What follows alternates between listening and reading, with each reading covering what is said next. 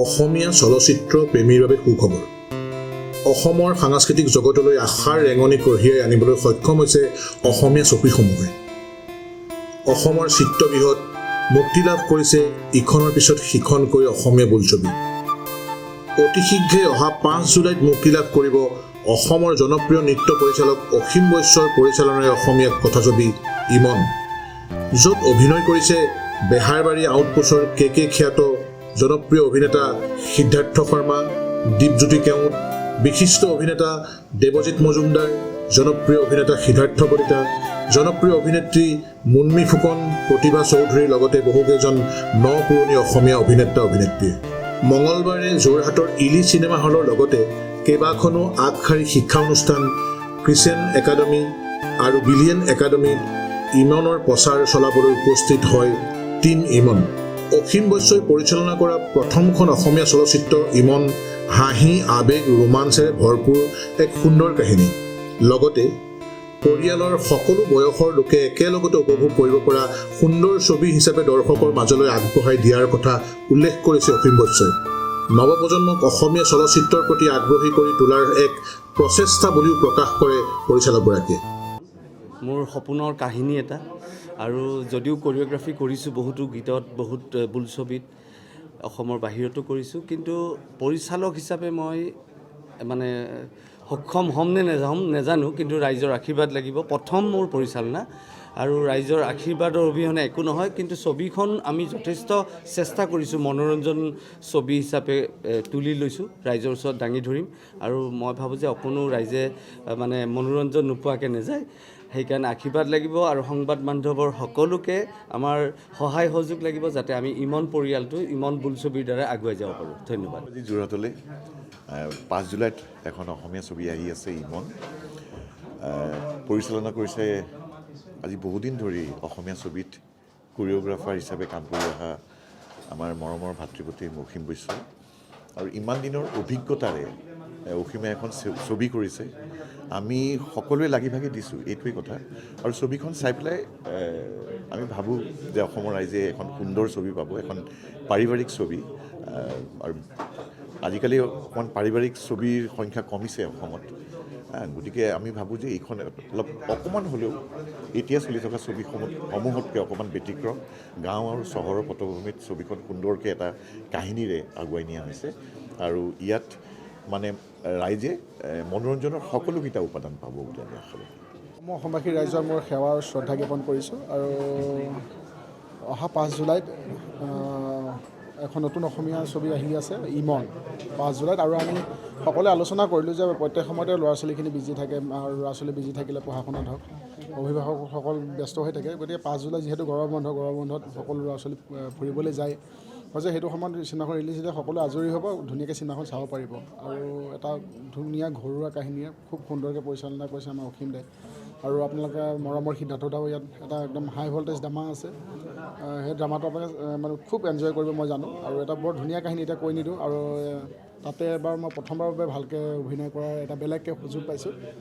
মোৰ চৰিত্ৰটো অলপ কমিক, এতিয়া চৰিত্ৰটোৰ বিষয়ে কৈ নিদিওঁ। গতিকে আপোনালোকে অহা 5 জুলাইত ছবিগৃহলৈ আহক, ইমন উপভোগ কৰক। আৰু সৰু টিভি পৰ্দাত আমি সিদ্ধাৰ্থ দাই মই কে মোহন হিচাপে বহুত দিন 11 বছৰ একেলগে কৰিছোঁ এক্টিং।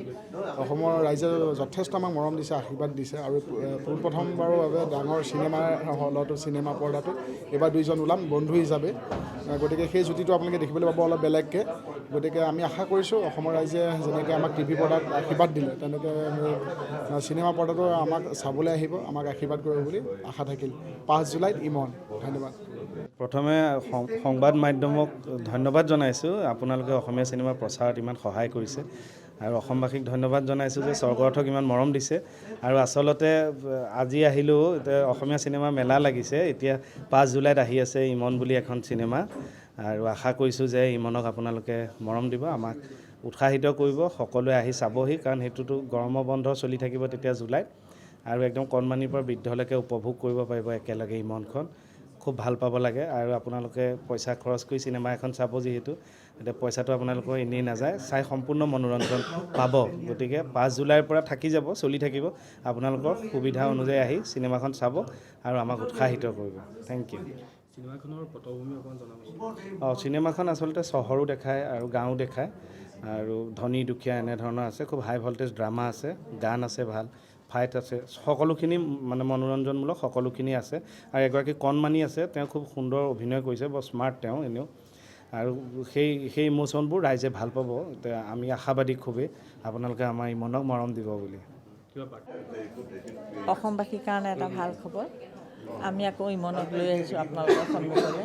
ইমন এখন গাঁৱৰ পটভূমিত সুন্দৰ এখন ছবি, ল'ৰাৰ পৰা বুঢ়ালৈকে চাব পাৰিব। কিন্তু এটা কথা ঠিক, ইমন চাই আপোনালোকে এটা ভাল বস্তু ঘৰলৈ লৈ যাব পাৰিব, সেইটো দৃঢ় বিশ্বাস আমাৰ।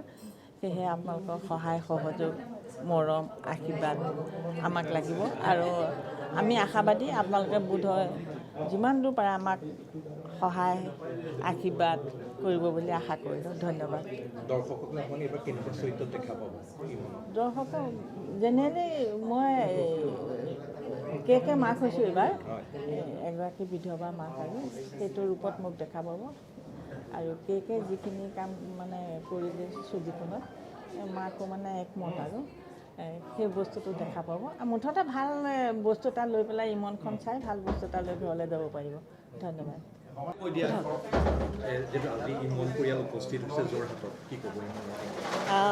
অসমবাসী ৰাইজলৈ মোৰ এটাই অনুৰোধ, আপোনালোকে অসমীয়া চিনেমা চাওক আৰু ইমনখন এইকাৰণেই চাবলৈ আহক কাৰণ আজিৰ জীৱনত আমাৰ ইমান ব্যস্ততাৰ মাজত আমি ইজনে সিজনৰ খবৰ ল'বলৈ আমাৰ ঘৰত থকা মানুহখিনিৰ সময় নাথাকে।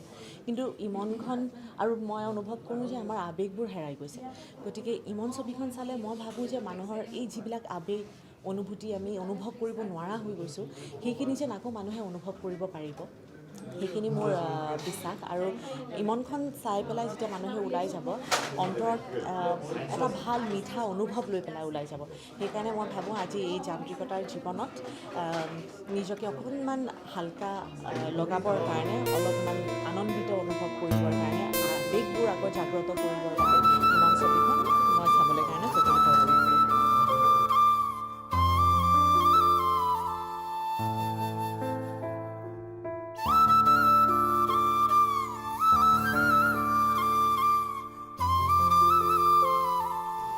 যোৰহাটৰ পৰা সুমিত দাসৰ ৰিপৰ্ট, E24 লাইভ ব্ৰেকিং।